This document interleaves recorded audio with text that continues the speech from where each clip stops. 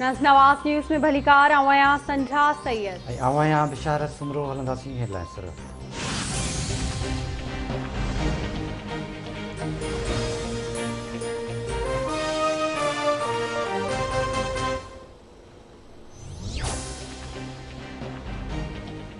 सिंध में पानी की सख्त खोट है। इरसा सूबे के हिस्से जो पानी न ॾेई रहियो आहे। पानी की विर्छ बराबरी के बुनियाद ते थियणु घुरिजे। वफ़ाक़ी हुकूमत के अर्ज़ है तो बजट में नवा टैक्स न लगाए। हर पाकिस्तानी टैक्स ॾियणु चाहे तो टैक्स रेट घटाए वञे। सिंध सूबे के पंहिंजो जायज़ हिस्सो ॾिनो वञे। वफ़ाक़ खां जायज़ हिस्सो घुरूं था तो चवनि था त असां सिंध कार्ड खेॾूं था। असां सिंध कार्ड नथा खेॾूं पर पाकिस्तान कार्ड की ॻाल्हि कयूं था। असांखे सालियानी तरक्याती प्रोग्राम ते एतिराज़ आहिनि। सूबाई वज़ीर नासिरुद्दीन शाह जी इस्लामाबाद में प्रेस कॉन्फ्रेंस।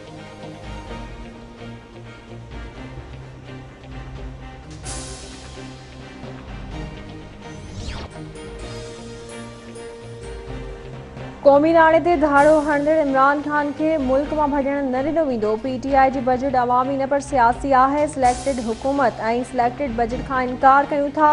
इमरान खान मखसूस सीड़पकारन का $2 अरब पर डे में घुराया। बिलावल भुट्टो ज़रदारी जो बयान चवे तो व्याज की शरह 13.5 मुक़रर करे दोस्तन के फ़ायदो पहुंचाए पियो। व्याज शरह में फेरफार सबब क़ौमी नाणे के नुक़सान पहुंचो।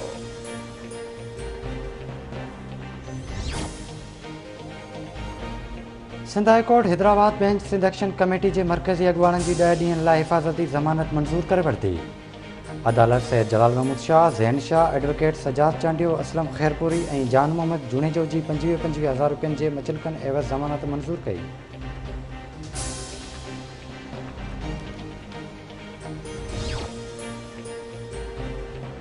ॾोहारिन जी सरपरस्ती के इल्ज़ाम हेठ गिरफ्तार अगवाण तेगो खान तेगानी टियों भेरो शिकारपुर की दहशतगर्दी टोड़ अदालत में पेश। अदालत तेगो खान तेगानी के 6 ॾींहनि की जुडिशियल रिमांड ते जेल हवाले करे छॾियो। मुल्क में कोरोना वायरस जा अञा जारी वायरस वगे वधीक 76 मरीज़ फोत। हयाती विञाईंदड़नि जो अंग वधी 21,529 थी वियो। 24 कलाकनि दौरान 1,303 नवा केस रिपोर्ट। कोरोना केसिस की हकारी शरह 3.1% रही।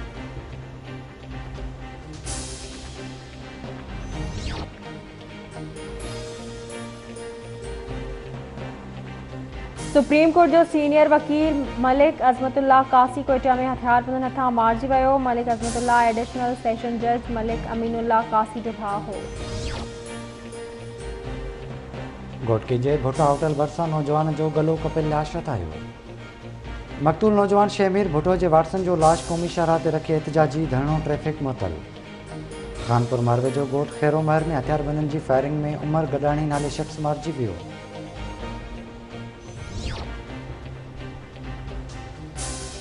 शाह अब्दुल लतीफ़ यूनिवर्सिटी खैरपुर में शागिर्दनि जो मुतालबनि की मञता लाइ एहतजाजी मुज़ाहिरो। पुलिस ऐं शागिर्दनि में चकरियूं। पुलिस केतिरनि ई शागिर्दनि खे गिरफ़्तार करे वरितो। करमपुर भरसा गोठ आगा अज़ीज़ुल्लाह बिजरानी में कोयटा वासी 2 ॼणा हथियारबंदनि हथां मुबैना हथो अगवा। अगवा थी वियलनि में मोहम्मद कुदूस और उमर पठान शामिल।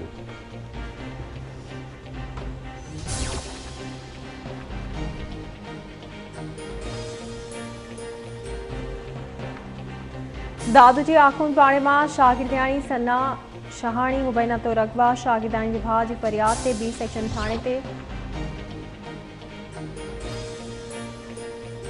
कश्मीर में बिजली जो करंट लगन सबब नौजवान फोत। गोट इसरार अहमद खोसो में बिजली जो करंट में हमीद खोसो फोत थी वियो।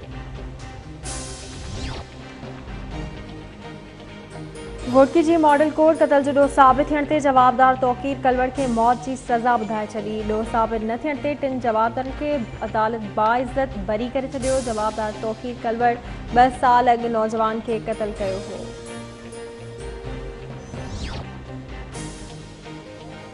दादू के मलाहपाड़े में बर्फ कारखाने की गैस लीक थियण सबब 5 ॼणा बेहोश थी विया। इलाइक़े वासियुनि के एहतजाज ते बर्फ कारखाने मालिक याकूब खोखर गिरफ्तार।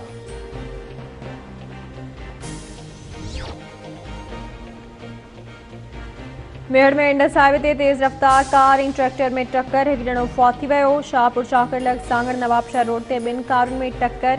एक औरत ऐं ॿारड़ी समेत 6 ॼणा ज़ख़्मी। शादी लार्ज वेझो 2 मोटरसाइकिलनि में टक्कर। 3 ॼणा ज़ख़्मी अस्पताल मुंतक़िल। सिंध में पानी की खोट बरकरार, मुख्तलिफ शहरन में एहतजाज जो सिलसिलो जारी। तलार में पानी की खोट खिलाफ ज़िले बचाव कमेटी के सर ते शटरबंद हड़ताल। बदिन रोड ते एहतजाजी धरणो।